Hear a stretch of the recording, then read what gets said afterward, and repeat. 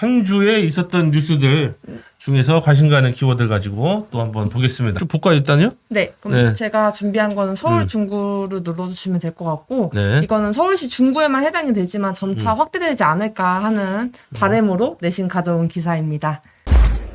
기사 제목은 서울 중구 서울시 최초 저소득 중증장애인 월 3만 원 교통비 지원을 해준다. 해서 이 부분은 중구에 등록된 심한 장애 중 국민기초생활수급자와 차상위 장애인 대상으로 20일부터 주소지 관할 행정복지센터에서 신청이 가능하고요. 다음 달부터 최초 지급한다고 하더라고요. 2017년도 네, 장애 실태조사 결과에 네. 따르면 장애로 인해서 추가 지출되는 월 평균 비용이 16만 5천 원이다. 이런 기사였습니다. 네. 뉴스에도 보도됐더라고요. 기사 제목은 폭염 속 홀로 갇힌 중증 장애인 지원 공백은 민간의 몫이라는 제목입니다. 날씨가 많이 더운데 활동 지원사가 24시간 돌봐주기는 솔직히 어렵잖아요. 중증 장애인을 위한 24시간 활동 지원 서비스가 있지만 정부가 하루 최대 16시간만 보장해 나머지 시간은 자치단체가 부담해야 합니다.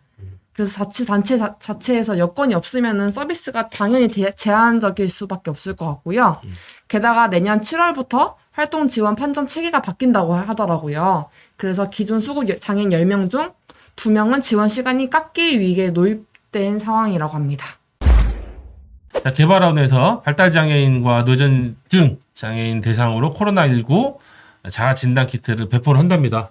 오늘 촬영 날짜로 23일인데 27일까지 대전 지역에 있는 분들은 신청하시면 좋을 것 같고, 작년부터 올해까지 지금 이렇게 아주 심각하니까 네. 코로나19 노인 요양시설 포함해서 장애인 중증장애인 거주시설 등등 해가지고 좋은 의미로 한 건데, 어쨌든 밖에 나가지 마라. 네. 일체 야외 활동을 삼가해라. 그것만이 방법이냐 이거죠. 이제 지금 이제 한참 이렇게 되니까 그 방법 말고도 다른 방법도 있을 건데, 그래서 개선안을 좀 만들어라.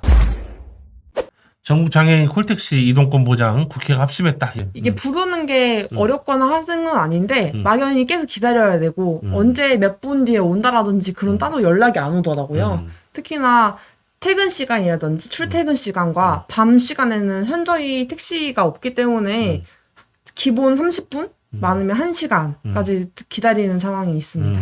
여기 같은 경우는 우리는 광역시인데 네. 꽤 괜찮게 돼 있는 중에서도 그런 편이에요. 네. 그래서 그런 전국의 장애인 콜택시가 되게 어렵고 불편한 것들이 많다.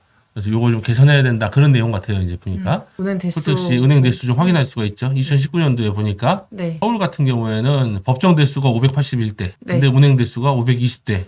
그래서 도입률은 89%. 네. 서울 괜찮아요. 제일 높은. 부산 괜찮고, 네. 대구 괜찮고, 근데 이제 쭉 내려가면서 인천 50%, 대전 61%, 울산 54% 이런 식으로 좀 떨어지네요. 이제 경기는 그죠? 141이네요. 강원도도 참 어려운데 네. 뚝뚝 떨어져 있어서 충북 막 이런데, 그러니까 지자체의 재정 자립도가 떨어지면 돈이 없으니까 이런 것도 같이 떨어지는가 봐요. 결과적으로는 법정 대수에 굉장히 많이 못 미치고. 편차가 굉장히 심하다. 충남, 충북. 여기 이제 실제 사례 중에 하나는 수원에 거주하고 있는 장애인이 화성에 계신 어머니가 위독하다는 소식을 듣고 콜택시에 불렀는데, 이게 이제 시도 지역은 넘어갈 수 없다는. 이거 참 말이 안 되는 거긴 하네요, 진짜. 그죠? 21대 국회에 가족 활동 지원 허용에 물꼬가 틀까? 이런 제목이고요. 가족이 활동 지원사로 일할 수 있게끔 하자. 더 중증 장애인들에게는 활동 지원사에 대한 그 활동 지원비를 더 인센티브 아니면 더 많이 해야 된다. 활동 지원사를 못 구했을 때는 가족이라도 하게끔 해줘라.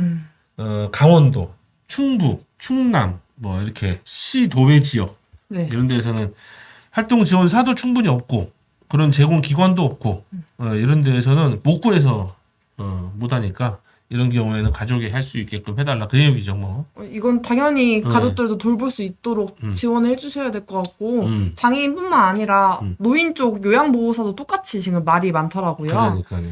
그래서 이것도 똑같이 개선이 되면 좋지 않을까.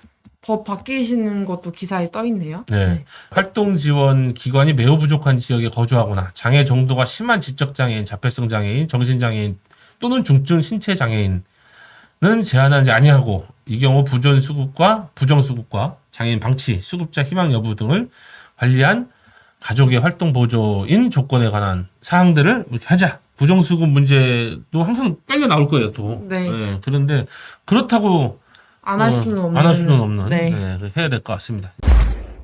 이렇게 좀 내용 이번 주 거 다뤄봤습니다. 가장 기억에 남는 거. 코로나19 자가 키트 준다는 거는 좀 궁금해요. 아, 그래요? 네. 네. 어떻게 생겼을지. 아, 그러네요. 네, 집에서 어떻게 할 수 있는지. 네, 그게 27일까지니까 네. 얼른 시청들 하시고요. 오늘 영상 보자마자 저는 그거 좀 됐으면 좋겠어요. 가족 활동 지원 되는 활동 거요? 지원 네. 활동 지원에 가족이 허용되는 거 네. 그거 좀 빨리 됐으면 좋겠다. 다음 주도 또 네. 좋은 또 소식 다양한 들고서 기사 같이 하겠습니다. 가지고 오겠습니다. 네, 수고하셨습니다. 네, 수고하셨습니다. 또 봬요. 네.